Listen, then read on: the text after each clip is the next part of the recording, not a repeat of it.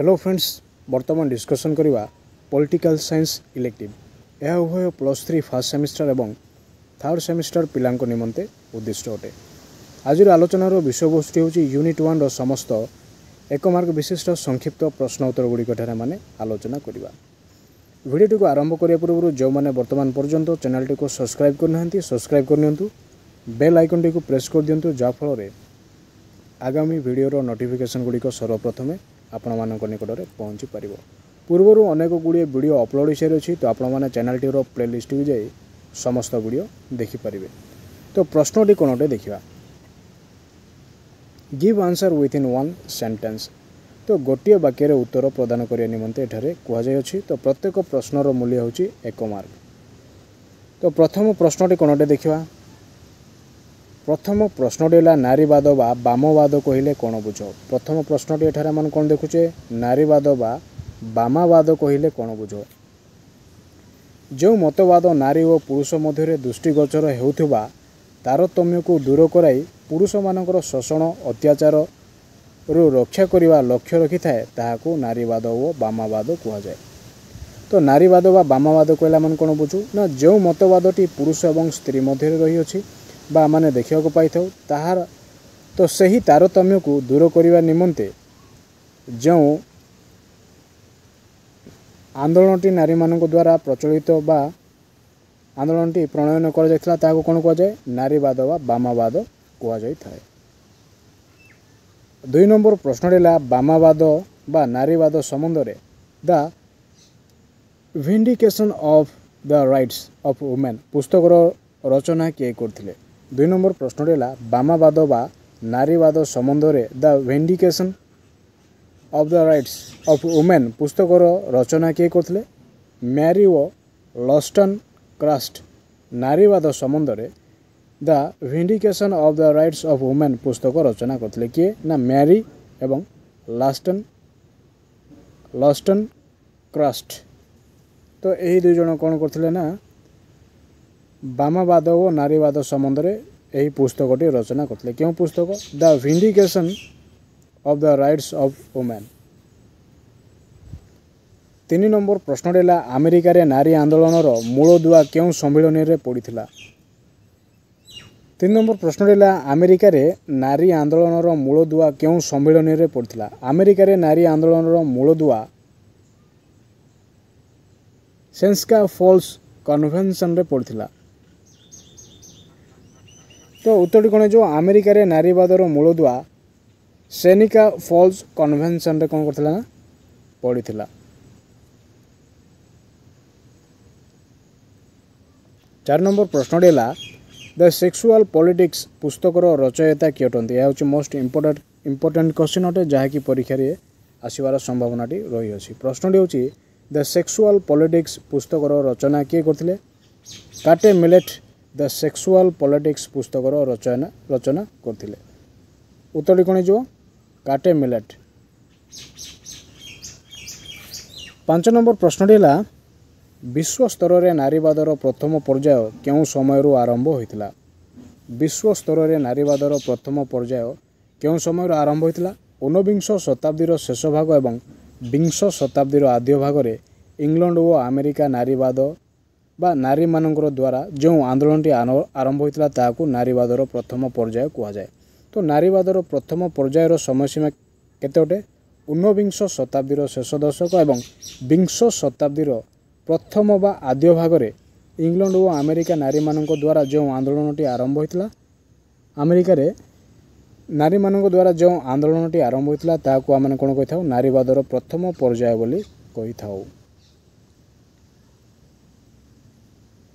6 number प्रश्न है विश्वर क्यों राष्ट्र में सर्वप्रथम नारी मुक्ति चिंताधारा विकास लाभ करथिला। 6 नंबर प्रश्न कौन अटे, विश्वर क्यों राष्ट्र में सर्वप्रथम नारी मुक्ति चिंताधारा विकास लाभ करथिला। विश्वर अमेरिका राष्ट्र में सर्वप्रथम कौन होता ना, नारी मुक्ति चिंताधारा विकास लाभ करथिला। तो विश्व में सर्वप्रथम नारी मुक्ति चिंताधारार राष्ट्रटी कौन अटे, अमेरिका। उत्तर जो अमेरिका। किए पोस्ट फेमिनिज्म बा परवर्ती नारीवाद को जनप्रिय कराइथिले। प्रश्नटी कौन अटे, किए पोस्ट फेमिनिज्म बा परवर्ती नारीवाद को जनप्रिय कराई पारथिले सुसान फालाइड। तो सुसान फालाइड कौन करथिले पोस्ट फेमिनिज्म बा परवर्ती नारीवाद को जनप्रिय कराइथिले। उत्तर जो सुसान फालाइड। 8 नंबर प्रश्न विश्व स्तर में क्यों घोषणानामा प्रकाश पाइबा द्वारा नारीवाद अधिका मात्रा विकसित हो पारथिला। 8 नंबर प्रश्न एठारे मन कौन देखुचे विश्व स्तर में क्यों घोषणानामा प्रकाश पाइबा द्वारा नारीवाद अधिका मात्रा विकसित हो पारथिला। विश्व स्तर में 1948 मसीहा सार्वजनीन मानविक अधिकार घोषणानामा प्रकाश पाइबा द्वारा यह कौन होता पुरुष और नारी को समान अधिकार प्रदान करी नारीवाद को अधिक मात्रा विकसित कराई पारथिला। क्यों मसीह 1948 मसीह समस्त प्रकार आईनटी प्रणयन करा जायथिला। 9 नंबर प्रश्न किए द डायलेक्टिक ऑफ सेक्स पुस्तक रचना करथिले। प्रश्नटी कौन अटे किए द डायलेक्टिक ऑफ सेक्स पुस्तक रचना करथिले। सुलामित फायरस्टोन कौन करथिले ना 1970 मसीह द डायलेक्टिक ऑफ सेक्स पुस्तकटी रचना करथिले किए सुलामित फायरस्टोन।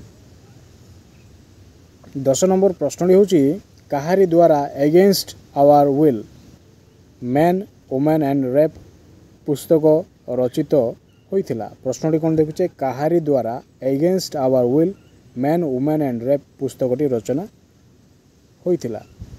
सुसान ब्राउमिलर द्वारा 1975 मसीहा रे against our will men women and rape पुस्तकटी रचना करा जायथिला। 11 नंबर प्रश्न कहारी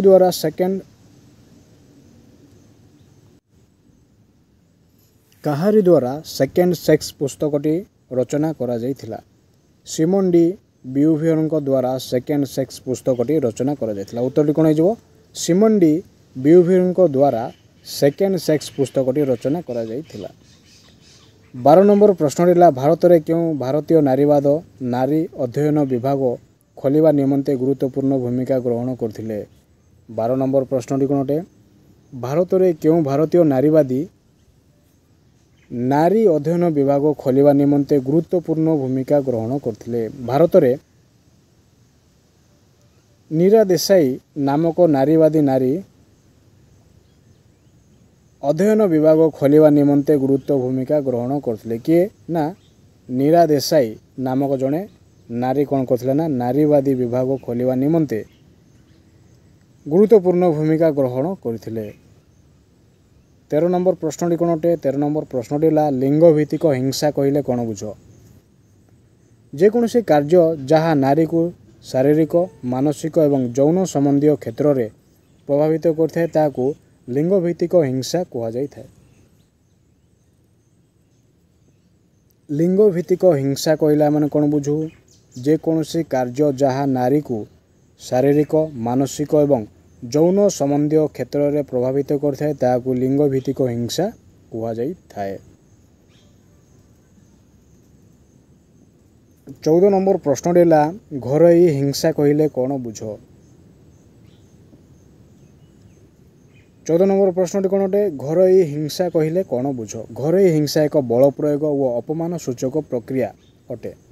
तो घरोई हिंसा कौन अटे एक बल प्रयोग एवं अपमान सूचक प्रक्रिया अटे जहाँकि शारीरिक यौन संबंधित मौखिक मानसिक आक्रमण उपरे विश्वास करे और अर्थनैतिक बल प्रयोग द्वारा अति निबिड़ सहयोगी माध्यम रे करा जायथाय। घरोई हिंसा कौन अटे ना एक बल प्रयोग और अपमान सूचक प्रक्रिया अटे जहाँद्वारा कि शारीरिक यौन संबंधित मौखिक मानसिक आक्रमण उपरे कौन करा जायथाय विश्वास करा जायथाय एवं अर्थनैतिक बल प्रयोग माध्यम रे कौन करा जायथाय ना अति निबिड़ सहयोगी माध्यम रे जहाँ करा जायथाय। 15 नंबर प्रश्नटी यौनगत हिंसा कहले कौन बुझ। 15 नंबर प्रश्नटी कौन अटे यौनगत हिंसा कहले कौन बुझ। जेतेबेले जड़े पुरुष जड़े महिला को बल प्रयोग भय द्वारा भयभीत कराई किंबा हथियार देखाई शारीरिक संपर्क रखा बाध्य कराइथाए ताहाकू यौनगत हिंसा कुहाଯାए। यौनगत हिंसा कहले आम कौन बुझू? यौनगत हिंसा कहले जेतेबेले जड़े पुरुष जड़े महिला को बल प्रयोग बा भय द्वारा भय देखाई भयभीत कराई किंबा हथियार माध्यम हथियार देखाई शारीरिक संपर्क रखा बाध्य कराइथाए ताहाकू कौन कुहाଯାए? यौनगत हिंसा कुहाଯାए।